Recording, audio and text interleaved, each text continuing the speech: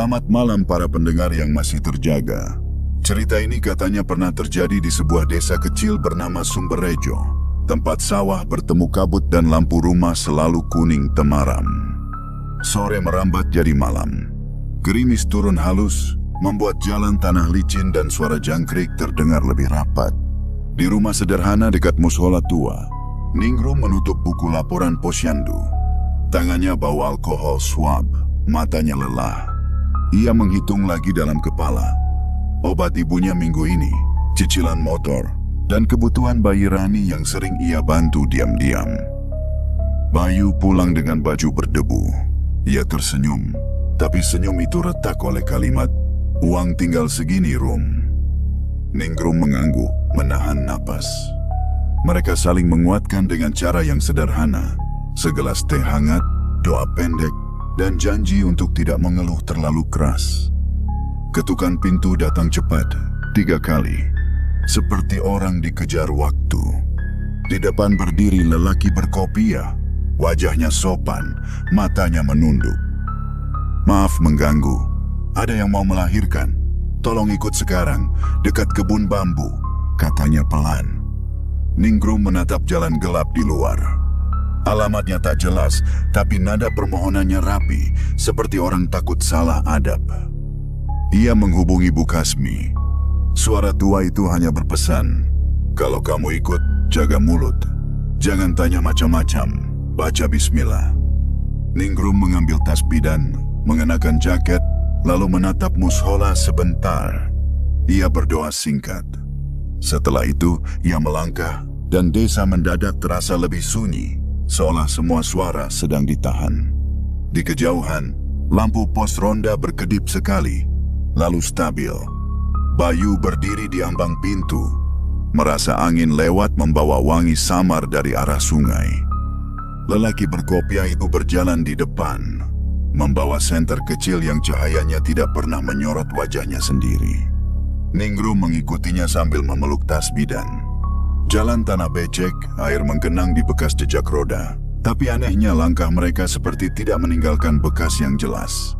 Ningrum sempat menunduk, memastikan sepatunya benar-benar menginjak lumpur.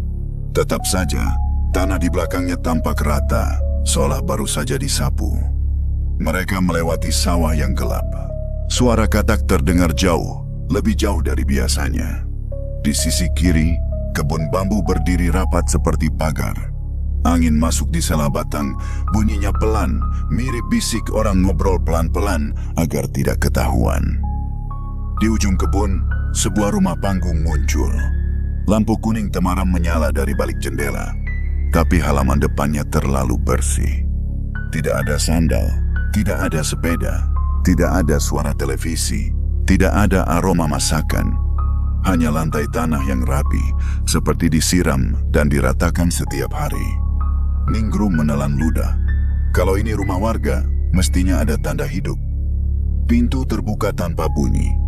Seorang lelaki lain menyambut, pakai baju koko bersih, sarung rapi, dan peci hitam.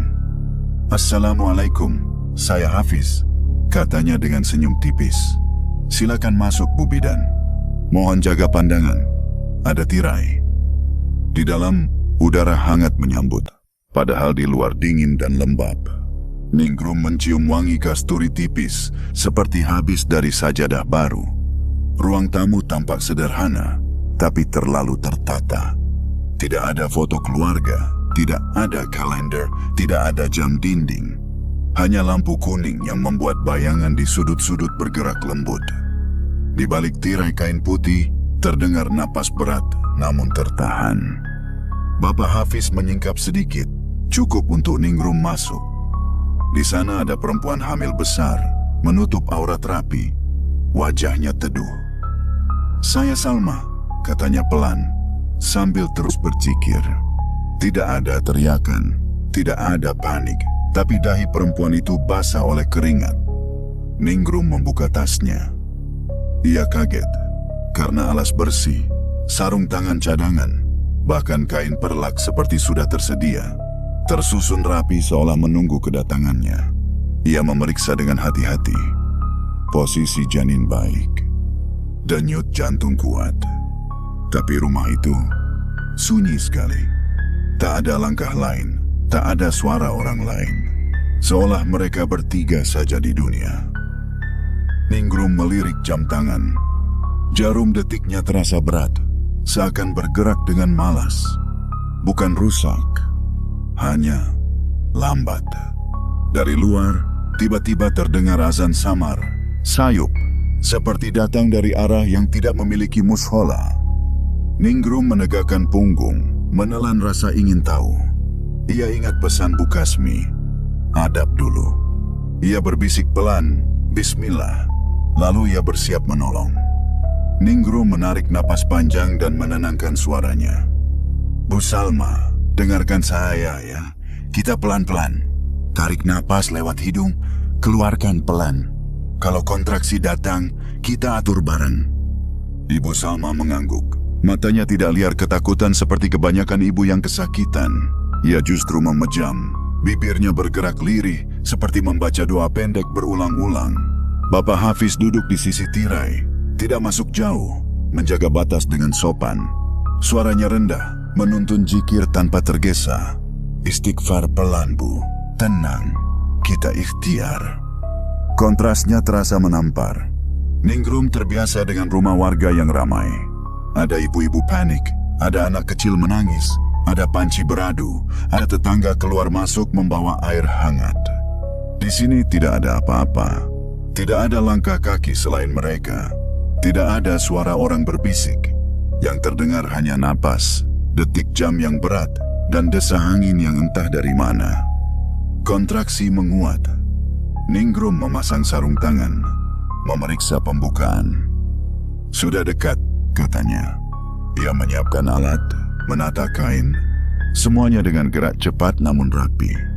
Dari balik tirai, Ningrum sempat melihat bayangan bergerak. Bukan bentuk jelas, hanya seperti orang lewat pelan.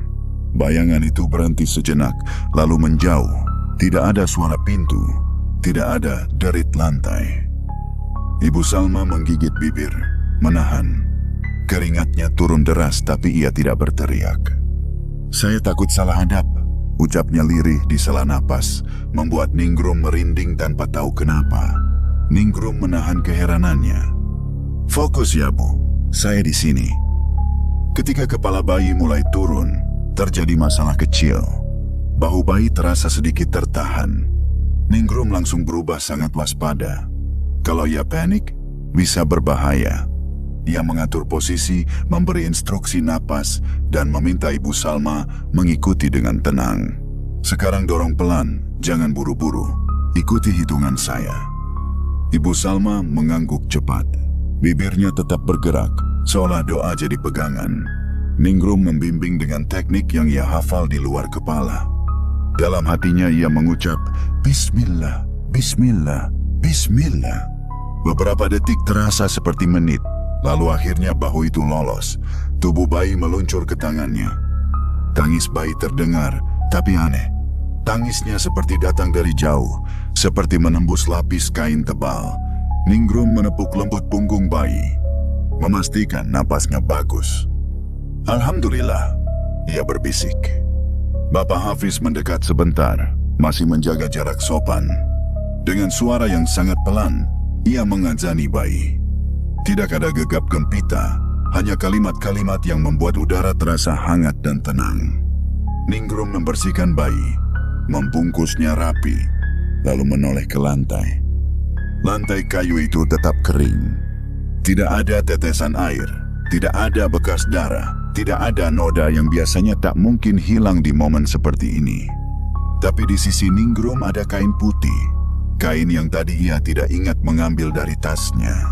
Kain itu menyerap semuanya lebih dari cukup, seperti tidak pernah penuh. Ningrum menelan ludah. Ia menatap Ibu Salma yang kini tersenyum lemah. Wajahnya teduh seperti habis sholat. Terima kasih, ucap perempuan itu, pelan dan sopan. Seakan baru saja dipinjamkan pertolongan, bukan diselamatkan nyawa. Ningrum menunduk, menahan rasa ingin bertanya. Kemampuan ini titipan. Ia ingat, dipakai untuk menolong, bukan untuk tawar-menawar. Ia melanjutkan tindakan medisnya dengan tenang. Sementara di luar tirai, bayangan-bayangan itu seolah berdiri diam, menyaksikan tanpa mengganggu. Setelah keadaan Ibu Salma stabil, Ningrum merapikan alat-alatnya pelan-pelan. Ia mengecek perdarahan, memastikan rahim berkontraksi baik, lalu memberi arahan sederhana untuk pemulihan. Semua berjalan rapi, seperti persalinan yang dijaga oleh ketenangan. Ibu Salma mengangguk patuh, bayinya tertidur dalam balutan kain, wajahnya bersih dan damai. Bu Bidan, suara Ibu Salma pelan, tetapi jelas. Ia menunduk dalam-dalam, seolah takut menatap terlalu lama. Kebaikan tidak akan hilang. Allah yang membalas. Tapi kami juga tidak ingin mengambil pertolongan tanpa mengganti hak. Ningrum tersenyum tipis. Saya hanya menjalankan tugas, Bu. Yang penting ibu dan bayi selamat. Bapak Hafiz masuk sebentar, membawa ikat kain putih. Kain itu dilipat rapi, diikat simpul sederhana. Namun ketika diletakkan di tangan Ningrum, beratnya membuat pergelangan Ningrum refleks turun sedikit. Ada bunyi padat dari dalam, seperti uang banyak yang disusun rapat. Ningrum langsung menggeleng. Maaf Pak, ini terlalu besar, saya nggak enak. Bapak Hafiz menatapnya tenang, matanya tidak tajam, tapi ada wibawa yang bikin Ningrum merasa seperti anak sekolah yang diingatkan guru. Kami tidak ingin menzalimi. Ini hakmu sebagai penolong, bukan hadiah, bukan pancingan. Ningrum masih ragu. Bayangan obat ibunya terlintas, cicilan motor, dapur yang kadang hanya cukup untuk 2 hari. Uang itu seperti jawaban yang jatuh dari langit, terlalu cepat, terlalu rapi, terlalu tak masuk akal. Kalau begitu, Ningrum menarik napas. Saya terima, tapi saya tetap merasa takut salah. Bapak Hafiz mengangguk pelan. Takut salah itu baik, Bu Bidan. Itu tanda hati masih hidup. Ia lalu mengangkat telunjuk, bukan mengancam, melainkan seperti mengingatkan aturan yang sederhana. Pertama, jangan pamer. Rezeki besar itu mudah jadi fitnah. Kedua, jangan menghina atau menuduh. Jangan menyebut yang bukan-bukan. Ketiga, sisihkan untuk yang membutuhkan, biar bersih dan tidak menempel. Keempat, kalau kamu mulai sombong, rezeki itu akan berubah. Bukan kami yang mengubah, tapi hatimu sendiri yang membuka pintu. Ningrum menelan ludah. Kata pintu terdengar biasa, tapi di rumah itu terasa berbeda, seolah punya makna yang tidak ia mengerti. Ia mengangguk cepat. Saya janji, Pak. Saya akan jaga. Ibu Salma tersenyum. Senyumnya lembut seperti ibu-ibu pengajian yang selesai membaca doa. Jaga mulut, jaga niat. Itu saja, katanya. Ningrum bersiap pamit. Bapak Hafiz mengantar sampai pintu. Sebelum Ningrum turun dari tangga rumah panggung, Hafiz mengucap salam panjang dengan jeda yang tenang, seperti menutup sesuatu dengan rapat. Assalamualaikum warahmatullahi wabarakatuh. Ningrum menjawab salam, lalu melangkah keluar. Udara luar dingin kembali menempel di kulit. Gerimis masih ada, tapi tidak seperti tadi. Kebun bambu tampak lebih gelap. Saat Ningrum menoleh, rumah panggung itu seperti mundur. Lampunya masih kuning, tapi bentuknya kabur, seolah tertutup tipis kabut. Ningrum memicingkan mata. Tadi rumah itu jelas. Sekarang seperti berdiri di tempat yang salah, di jarak yang tidak wajar. Ia berjalan pulang dengan ikat kain putih dipeluk erat. Jalan terasa lebih pendek, tetapi juga terasa seperti berputar-putar. Ketika akhirnya sampai di rumah, Bayu menyambut dengan wajah cemas. Gimana? Aman? Ningrum mengangguk. Ibu dan bayi selamat. Bayu melihat ikat kain itu. Itu apa? Ningrum diam sebentar, lalu masuk dan menutup pintu. Di bawah lampu kuning rumahnya, ia membuka simpul kain itu pelan-pelan. Tumpukan uang terlihat rapi. Jumlahnya membuat dada Ningrum mendadak sesak, seperti baru sadar sedang memegang sesuatu yang bukan main-main. Bayu terdiam. Matanya membesar, mulutnya setengah terbuka, tapi tidak ada suara keluar. Ningrum menutup kain itu lagi cepat, jantungnya berdetak kencang. Ini? Kebanyakan, ucapnya lirih. Dan saat ia mendekatkan kain itu ke hidung tanpa sadar, ada wangi halus yang kembali muncul. Bukan bau uang baru, bukan bau dompet. Wangi yang bersih, seperti habis dari sajadah. Ningrum menatap Bayu, lalu berbisik, "Ini bukan tiket, Yu. Ini tes." Malam itu Ningrum tidak tidur nyenyak. Ia sempat memejam, tapi pikirannya seperti berputar di dalam ikat kain putih yang diselipkan di bawah tumpukan baju dalam lemari. Setiap kali ia menutup mata, bayangan rumah panggung itu muncul. Lampu kuningnya seperti menatap balik. Dan wangi halus itu, wangi kasturi tipis, masih terasa menempel di ujung hidung. Bayu, di sisi lain, justru gelisah karena semangat. Ia duduk di tepi kasur, sesekali membuka lemari, memastikan ikat kain itu benar ada. "Rum, kalau kita lunasin utang, hidup kita ringan," katanya pelan. Seperti takut uang itu tersinggung kalau dibicarakan keras-keras. "Terus, ibu kamu bisa berobat yang benar. Kita juga bisa benerin atap. Nggak perlu nunggu bocor pas hujan." Ningrum memandang suaminya lama. Ia paham, Bayu bukan orang buruk. Ia cuma capek hidup selalu menahan. Tapi pesan Bapak Hafiz teringat jelas. Jangan pamer, jangan sombong, sisihkan, dan yang paling menakutkan, jangan buka pintu. "Kita lunasin yang wajib," jawab Ningrum. "Tapi pelan, jangan kayak orang menang lotre, dan jangan cerita ke siapa-siapa." Bayu mengangguk, walau matanya masih menyala. "Iya, aku ngerti." Paginya, desa kembali hidup. Sawah menguap, kabut tipis naik dari pematang, dan suara motor lewat jadi musik yang biasa. Ningrum pergi ke posyandu seperti biasa. Ia menimbang bayi, mencatat, memberi vitamin, dan tersenyum pada ibu-ibu. Tapi di balik senyum itu, ia seperti membawa rahasia yang berat. Rani, tetangganya, menghampiri sambil membawa anaknya. "Mbak Ning, kemarin malam kok aku lihat kamu keluar, ada pasien ya?" tanyanya santai. Ningrum menahan refleksnya. "Iya, ada yang melahirkan. Darurat," jawabnya singkat. Rani mengangguk, tapi matanya ingin tahu. "Rumah siapa?" Ningrum tersenyum kecil. "Nggak usah dibahas ya, Ran. Yang penting selamat." Dari jauh, Bu Kasmi melihat Ningrum. Perempuan tua itu tidak bertanya, hanya menatap lama, seperti membaca garis lelah di wajah Ningrum. Saat semua bubar, Bu Kasmi mendekat. "Kamu pulang subuh ya semalam?" tanyanya pelan. Ningrum mengangguk. "Iya, Bu." Bu Kasmi menepuk punggung Ningrum sekali. Ringan, tapi rasanya seperti palu kecil. "Jaga lidah. Lidah itu kadang lebih tajam daripada pisau." Ningrum menelan ludah. "Saya ingat, Bu. Masalahnya, desa kecil itu punya telinga banyak." Sore harinya, Bayu mampir ke warung membeli beras lebih banyak dari biasanya. Juga telur 1 kilogram dan sekilo gula. Hal-hal kecil, tapi bagi orang yang biasa hidup irit, itu sudah seperti bendera.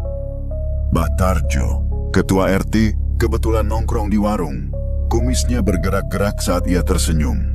"Wah Bayu, belanja banyak amat. Dapat proyek besar ya?" candanya. Bayu tertawa kaku. "Enggak Mbah, cuma pengen nyetok." Mbah Tarjo mengangguk-angguk, tapi matanya menghitung. "Nyetok itu biasanya kalau ada rezeki masuk." "Hehe." Bayu buru-buru pamit, tapi candaan di warung itu tidak berhenti di situ. Satu orang bawa ke pos ronda, satu orang bawa ke dapur tetangga, dan dalam sehari, cerita berubah jadi lebih panjang dari kenyataan. Dari Bayu belanja banyak menjadi Bayu dapat uang gede. Dari Ningrum bantu persalinan menjadi Ningrum dapat pasien kaya. Lalu ada versi paling tajam. Jangan-jangan Ningrum dapat uang gaib. Ningrum mendengar potongan-potongan itu seperti dengar suara radio rusak. Datangnya dari mulut orang lain, bukan dari mulutnya sendiri, tapi tetap menusuk. Ia menahan diri untuk tidak menegur dengan emosi. Ia ingat pesan kedua, jangan menghina atau menuduh. Namun hidup tidak menunggu hati siap. Ibu Ningrum mendadak kambuh. Napasnya sesak, dan obat lama tidak mempan. Ningrum membawanya ke klinik kecamatan. Dokter menyarankan obat yang lebih mahal. Ningrum mengangguk tanpa banyak bicara. Dan malam itu, ia membuka ikat kain putih untuk pertama kalinya, dengan tujuan yang jelas. Ia mengambil secukupnya, tidak serakah. Ia membayar obat dan pemeriksaan. Sisanya ia rapikan lagi, diikat, disimpan. Tangannya gemetar, bukan karena takut kekurangan, tapi karena takut berubah. Keesokan harinya, Ningrum mulai menyisihkan tanpa nama. Ia membayar tunggakan iuran BPJS seorang tetangga yang sakit, tapi ia titip lewat Bukasmi. Ia memasukkan uang ke kotak amal musola saat subuh, saat orang belum banyak. Ia membantu biaya sekolah anak yatim lewat Pak Modin dengan pesan singkat, "Jangan sebut nama." Ada rasa lega, tapi juga rasa waspada, seperti sedang berjalan di pinggir jurang dengan mata tertutup. Ningrum menolak setiap dorongan untuk membuktikan apapun kepada warga. Ia memilih diam, bukan karena takut, tapi karena ingin menutup aib dan menjaga amanah. Malam berikutnya, saat hujan berhenti dan desa mulai senyap, ketukan pintu terdengar lagi. 3 kali. Cepat. Sama seperti malam itu. Ningrum berdiri kaku. Bayu juga membeku. Mereka saling menatap. Bayu berbisik, "Itu orangnya lagi?" Ningrum berjalan pelan ke pintu. Ia membuka. Tidak ada siapa-siapa. Halaman kosong. Jalan gelap. Hanya angin dingin lewat sebentar, membawa wangi kasturi tipis yang sangat halus, seperti pengingat yang tidak marah, tapi tegas. Ningrum menutup pintu pelan, punggungnya merapat ke kayu. Ia menatap Bayu dan berbisik, "Mereka nggak datang buat minta apa-apa. Mereka datang buat ngingetin."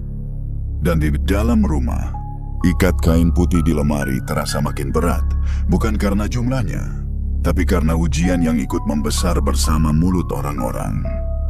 Sejak ketukan tanpa orang itu, Bayu jadi gampang kaget. Kalau ada kucing menjatuhkan kaleng di dapur, ia langsung menoleh seperti ada yang memanggil namanya. Ningrum tidak menertawakan, tapi di dalam hati ia sempat berpikir, kalau jin bisa ketuk pintu, kucing juga bisa jadi kurir dadakan. Namun ia cepat menepis pikiran itu. Ini bukan bahan bercanda. Ini ujian. Pagi-pagi Bayu mulai gelisah lagi, tapi kali ini bukan karena takut. Ia memandangi motor tuanya yang catnya mulai kusam. "Rom, aku cuma pengen ganti ban sama servis besar. Itu kan wajar. Masa punya duit tapi motornya batuk terus?" katanya sambil menepuk jok motor, seperti menyemangati orang sakit. Ningrum menghela napas.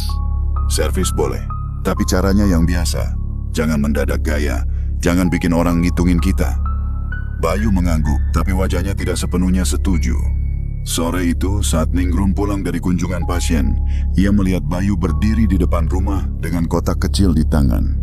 Kotak itu berisi ponsel baru, masih ada plastiknya. "Nggak mahal," kata Bayu cepat, seperti orang ketahuan mengambil 2 gorengan saat bayar 1. "Cuman biar kalau kerja gampang dihubungi mandor." Ningrum menatap ponsel itu, lalu menatap mata Bayu. "Ini yang aku takutkan. Bukan ponselnya, tapi cara kita berubah." Bayu mengernyit. "Kita capek, Rom. Sekali-kali enak dong. Masa rezeki datang, kita malah takut nikmatin. Orang-orang juga bakal ngomong apapun, mau kita diam atau enggak." Kalimat itu menusuk. Ningrum tahu Bayu ada benarnya. Mulut orang memang seperti angin, tidak bisa dipagar pakai bambu. Tapi Ningrum juga ingat aturan yang paling menakutkan. Rezeki besar itu mudah jadi fitnah, dan fitnah itu bisa masuk lewat celah yang kecil. "Ini bukan soal takut ngomongin orang," ujar Ningrum pelan. "Ini soal kita. Kalau kita mulai merasa berhak pamer, hati kita yang membuka pintu." Bayu terdiam. Mereka tidak bertengkar keras, tapi ada retak yang terasa. Retak yang tidak berbunyi, tapi membuat rumah jadi dingin walau lampu kuning menyala.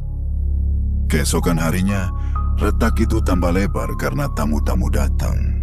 Awalnya, dua orang tetangga jauh, pura-pura silaturahmi. Ujungnya bertanya halus, dengar-dengar sekarang lagi lancar ya. Lalu ada yang lebih berani, meminta pinjaman dengan alasan sekolah anak, alasan motor rusak, alasan dagangan sepi. Ada juga yang paling membuat Ningrum muak, bukan karena minta uang, tapi karena minta jalan cepat. Mbak, katanya Mbak Ningrum ketemu rezeki bagus, bisa ajarin nggak? Biar kami juga dapat, kata seorang lelaki muda, senyum tipis, matanya tidak sopan. Ningrum menahan emosi. Saya nggak punya ilmu apa-apa, saya cuman kerja. Lelaki itu tertawa kecil. Ah masa? Katanya pasiennya bukan orang biasa. Ningrum langsung menatapnya tegas. Mas, saya bidan. Tugas saya menolong orang melahirkan. Saya nggak bahas pasien saya, itu rahasia. Tolong jangan bikin cerita.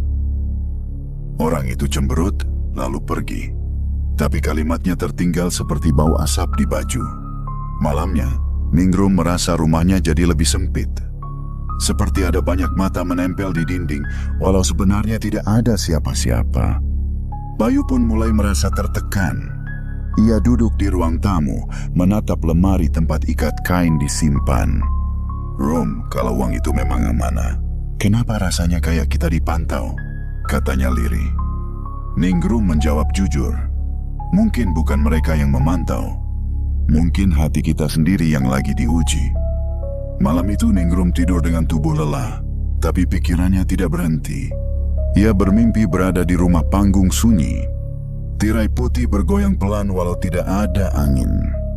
Lampu kuning menggantung rendah. Cahayanya membuat sudut ruangan terlihat lebih dalam dari seharusnya.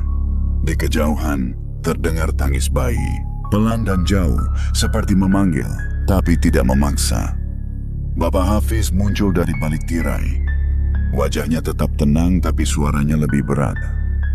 Yang berat bukan uangnya, Bu Bidan, katanya.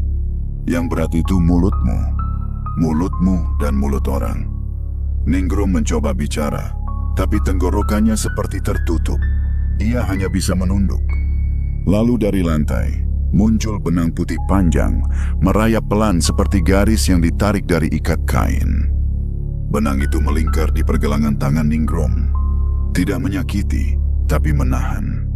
Ningrum panik, berusaha melepaskan, dan saat itulah ia terbangun. Keringat membasahi pelipisnya. Di luar, ayam belum berkokok. Lampu rumah masih kuning temaram. Ningrum menoleh ke pintu. Di bawah pintu ada sehelai benang putih. Bukan kain lap, bukan serat karung beras. Benang itu tipis, bersih, seperti benang dari kain baru. Ningrum memungutnya pelan, tangannya gemetar. Bayu bangun karena suara gesekan. Apa itu? Tanyanya setengah sadar.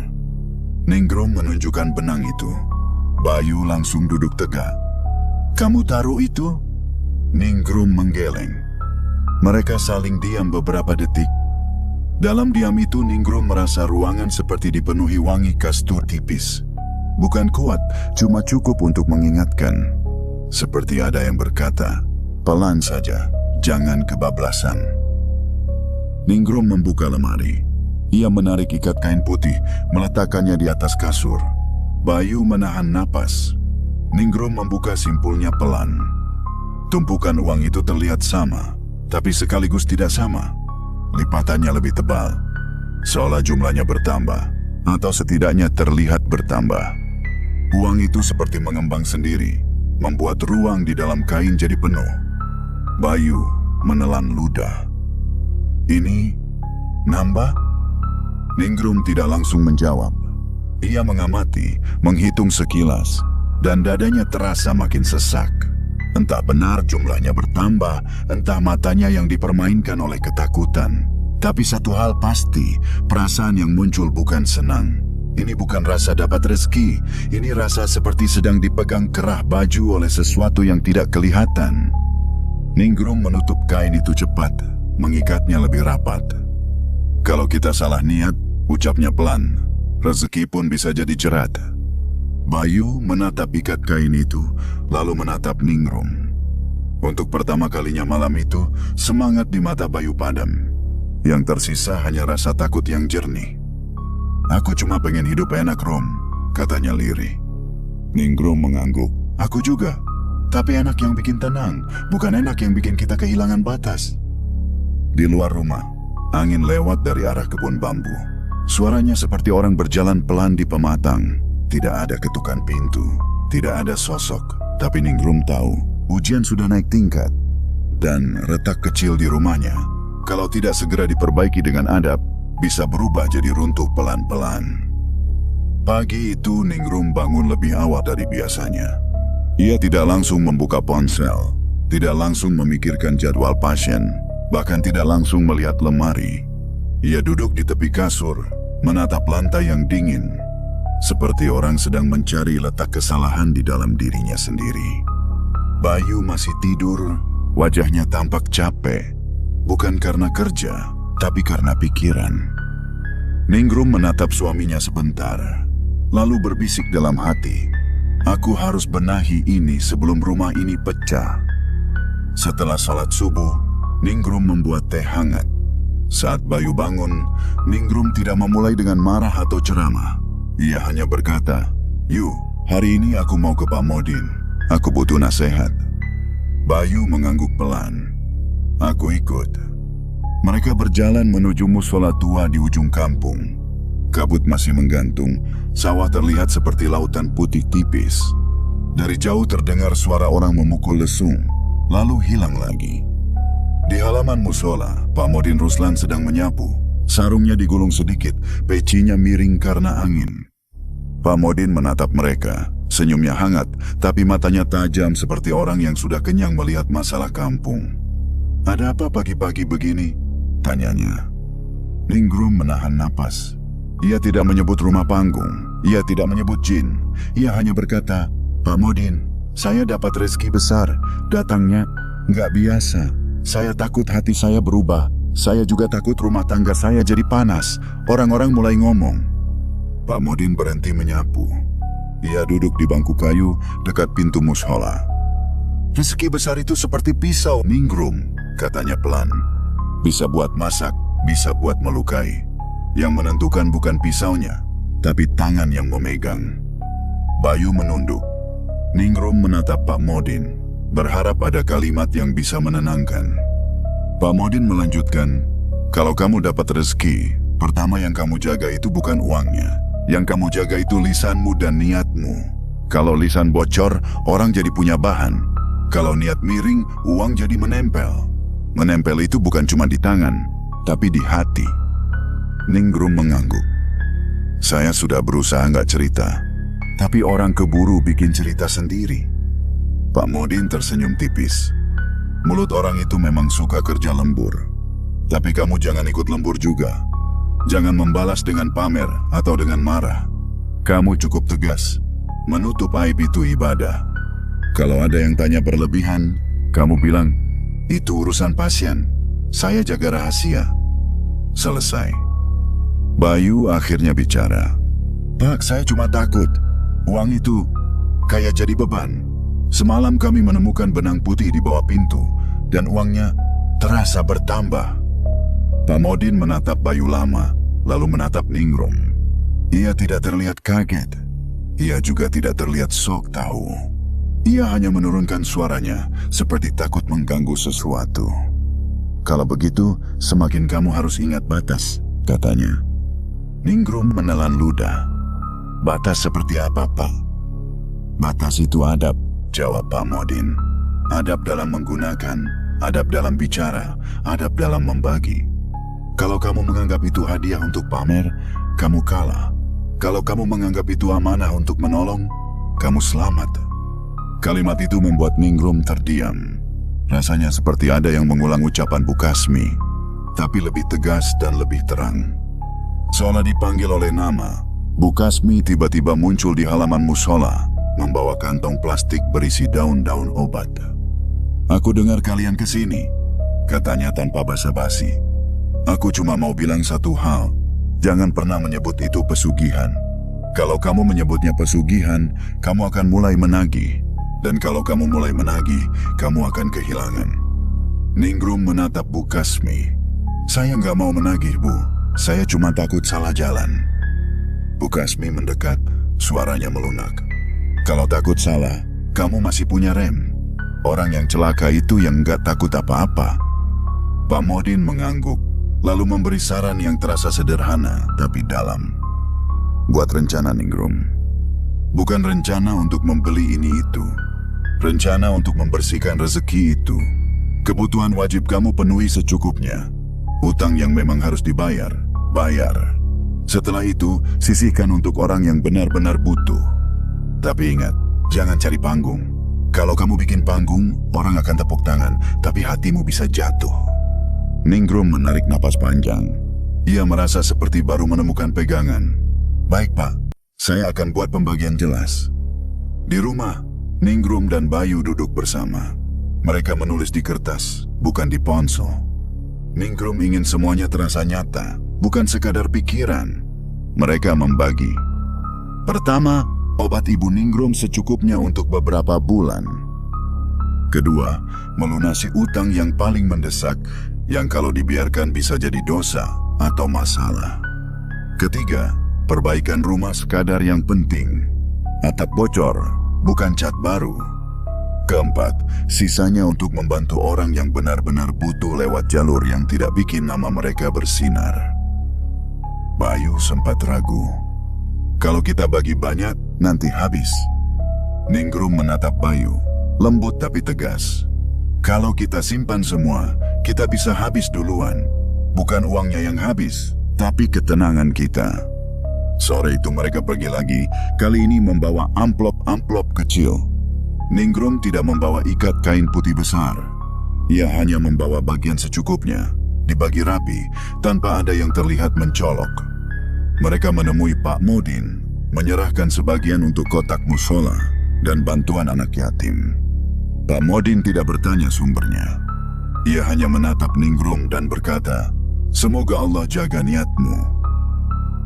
Mereka juga menitipkan bantuan untuk tetangga yang sakit lewat Bu Kasmi. Bu Kasmi cuma mengangguk, lalu berkata, "Kalau kamu bersih, yang halus pun akan segan ganggu."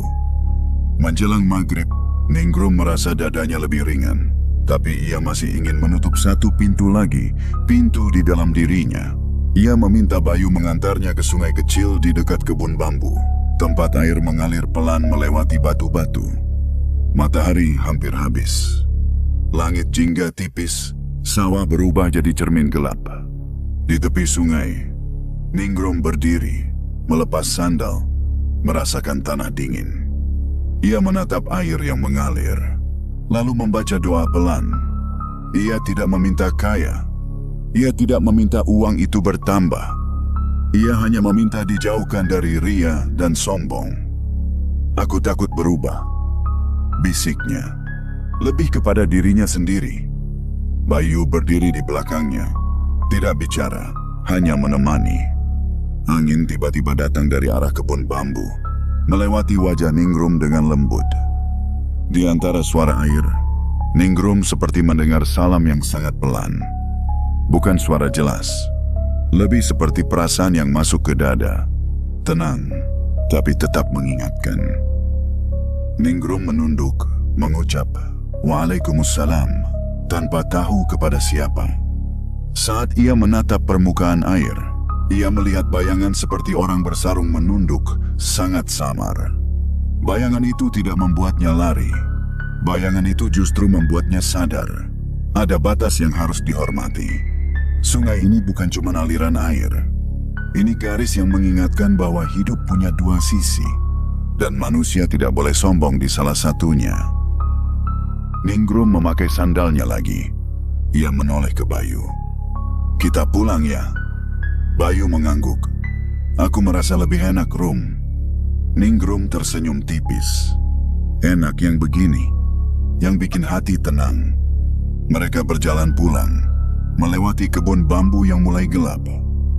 Tidak ada rumah panggung terlihat. Tidak ada lampu kuning di kejauhan.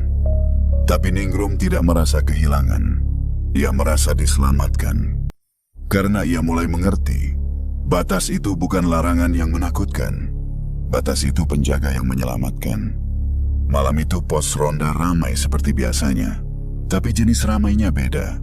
Bukan ramai karena orang ngobrol santai atau nonton bola dari ponsel. Ramainya seperti panci yang hampir meluap. Suara banyak, tapi isinya panas. Ningrum dan Bayu sebenarnya tidak berniat datang. Mereka ingin hidup normal, kerja normal, pulang normal. Tapi sore tadi Pak Modin memberi kabar lewat anak kecil yang berlari ke rumah mereka. Mbak Tarjo bilang malam ini kumpul di pos ronda. Katanya ada yang mau dibahas soal rezeki mendadak.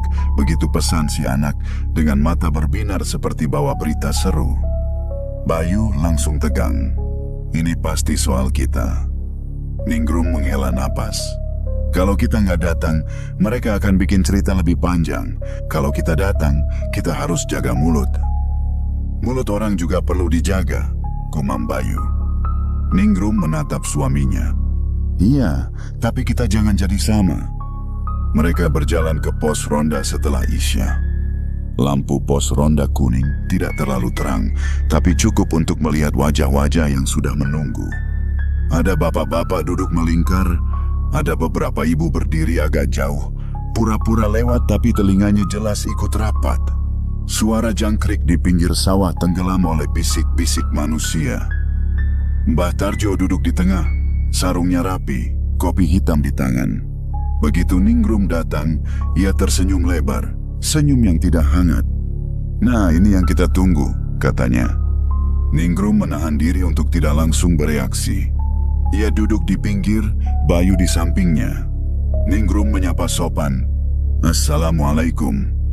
Jawaban salam terdengar tidak kompak. Ada yang menjawab pelan, ada yang pura-pura tidak dengar. Mbak Tarjo membuka pembicaraan seperti orang yang merasa sedang jadi hakim. Begini warga, desa kita ini kecil. Kalau ada apa-apa, sebaiknya jelas. Biar nggak jadi fitnah. Nah, saya dengar-dengar Ningrum sekarang dapat rezeki besar. Bayu belanjanya juga beda. Orang-orang jadi bertanya, ini uang dari mana? Ningrum menatap wajah-wajah di sekeliling. Ada yang menatapnya dengan rasa ingin tahu, ada yang menatap dengan iri, ada yang menatap dengan takut, dan ada yang menatap seperti menunggu tontonan. Bayu bergerak gelisah. Ningrum menahan lengannya pelan, seperti menahan pintu agar tidak terbuka. Mbak Tarjo melanjutkan, suaranya makin tinggi. Kalau uangnya dari jalan yang benar, ya bagus. Tapi kalau dari jalan yang aneh-aneh, ya kita juga harus jaga kampung. Jangan sampai ada yang bawa hal-hal gaib. Nanti kampung kita kenapa-kenapa.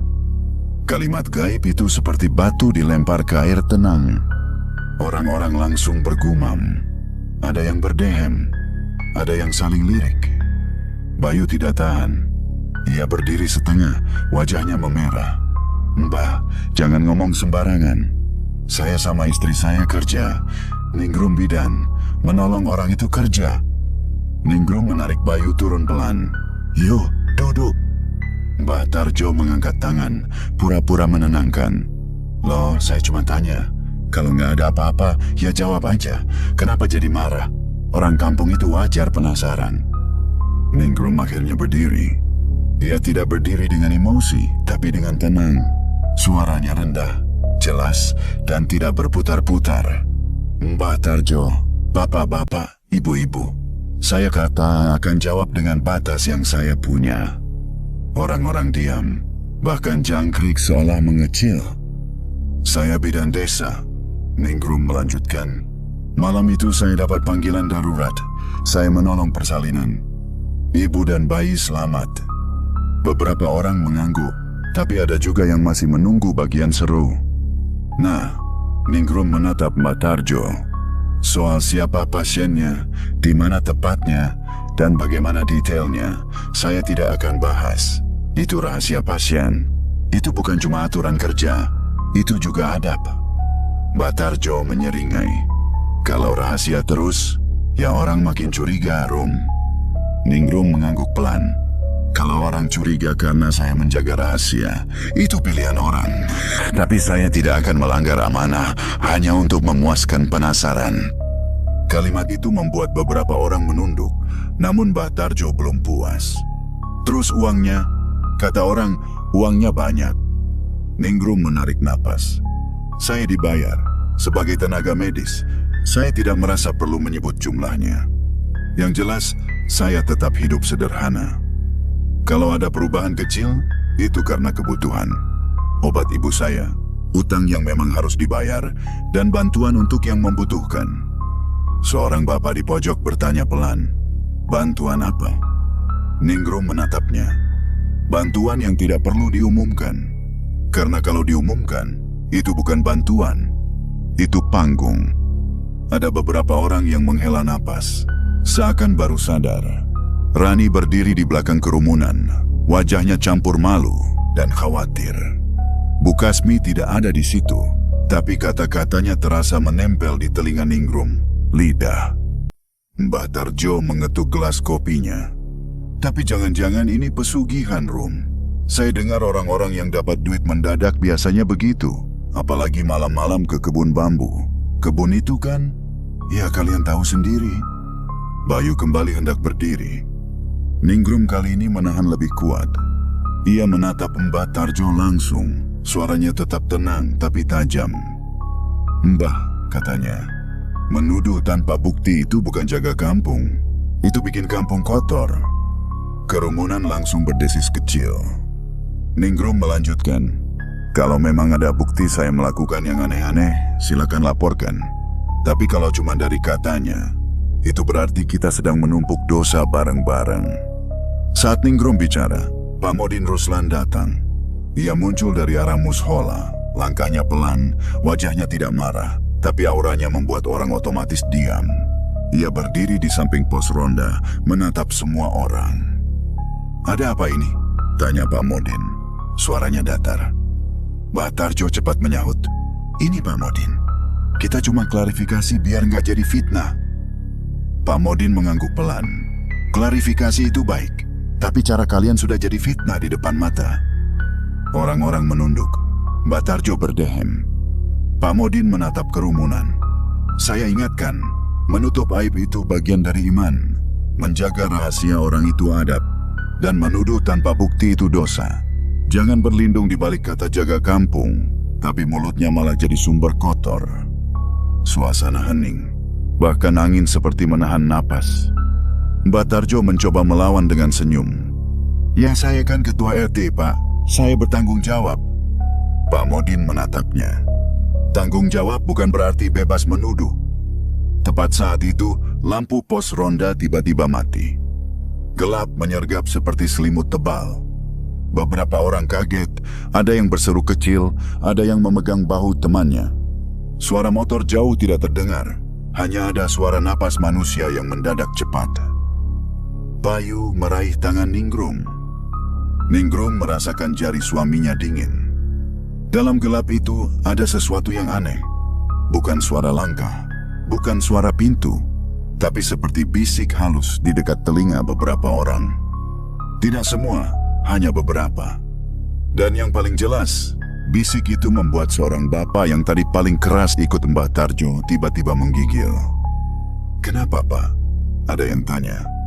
Bapak itu tidak menjawab. Matanya menatap kosong ke depan, lalu ia memegang telinganya sendiri, seperti baru saja mendengar sesuatu yang tidak ingin ia dengar.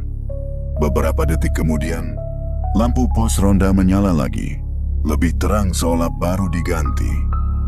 Orang-orang berkedip, saling menatap, dan mencoba tertawa untuk menutupi takut. Mbah Tarjo terlihat pucat. Ia berusaha tersenyum, tapi bibirnya gemetar. Ia menatap Ningrum, lalu menatap Pak Modin, seolah mencari dukungan tapi tidak menemukan. Pak Modin memecah suasana dengan kalimat yang sederhana. "Sudah, kalau Ningrum sudah bicara, selesai. Kita bubar. Jaga mulut, jaga hati." Orang-orang mulai berdiri. Ada yang menyalami Ningrum, malu-malu. Ada yang pura-pura sibuk merapikan tikar. Ada yang cepat pulang seperti dikejar sesuatu. Mbah Tarjo masih duduk, tangannya memegang gelas kopi yang sudah dingin. Ia tidak bicara lagi. Di jalan pulang, Bayu menghembuskan napas panjang. Tadi itu, listrik beneran mati. Ningrum menatap lampu rumah-rumah di kejauhan yang tetap menyala. Aku nggak tahu, jawabnya jujur. Tapi kalaupun itu cuma listrik, cukup buat ngingetin kita semua. Malam itu Ningrum sholat lebih lama. Ia tidak minta uang itu bertambah. Ia juga tidak minta orang-orang berhenti ngomong. Karena itu di luar kuasanya. Ia hanya minta hatinya tetap lurus. Dan di rumah Mbak Tarjo, malam itu demam tiba-tiba datang.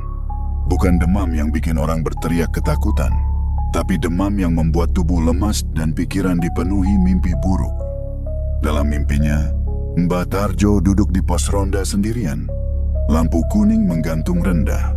Di depannya ada ikat kain putih. Ia membuka, berharap melihat uang. Yang ia lihat justru mulutnya sendiri, tapi mulut itu panjang, berlipat-lipat, seperti kain yang tidak selesai dilipat.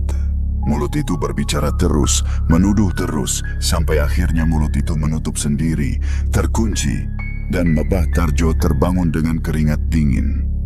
Ia tidak mati, ia tidak gila. Ia hanya diingatkan dengan cara yang membuatnya malu pada dirinya sendiri. Sementara itu, di rumah Ningrum, suasana mulai kembali normal. Tidak sepenuhnya tenang, tapi lebih ringan.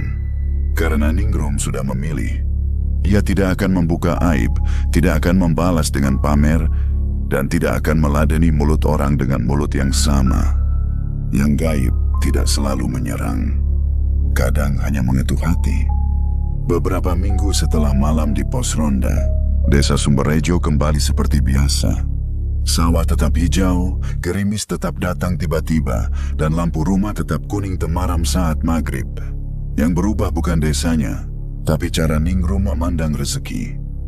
Ibunya mulai membaik. Napasnya tidak sesekak dulu, tidurnya lebih nyenyak.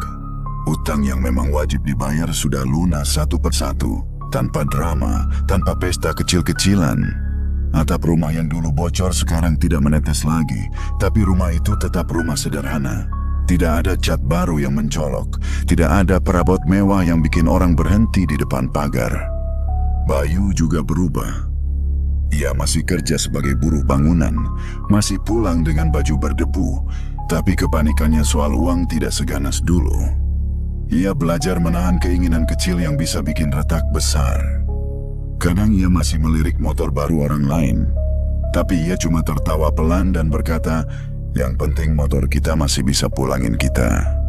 Suatu subuh, Pak Modin menemukan amplop kecil di kotak amal musola. Tidak ada nama, tidak ada pesan, hanya uang yang rapi dan wangi kasturi tipis yang cepat hilang begitu pintu musola dibuka lebar. Pak Modin tidak bertanya, ia hanya tersenyum dan berdoa dalam hati. Sore hari, Ningrum melewati kebun bambu dekat sungai karena hendak mengunjungi pasien. Ia melambat tanpa sadar. Tidak ada rumah panggung, tidak ada halaman bersih. Yang ada hanya batang bambu rapat dan suara air mengalir pelan. Namun di kejauhan, ia melihat cahaya kuning kecil, entah dari mana asalnya. Seperti lampu yang tidak ingin dipamerkan.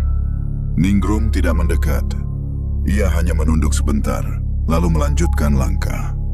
Karena ia paham sekarang, rezeki yang berkah itu bukan yang bikin ketagihan. Rezeki yang berkah adalah yang membuat hati tetap waras, mulut tetap terjaga, dan tangan tetap ringan menolong. Kalau suatu hari kamu ditolong oleh sesuatu yang tak kamu pahami, ingat, yang paling penting bukan ceritanya, tapi adabmu setelahnya.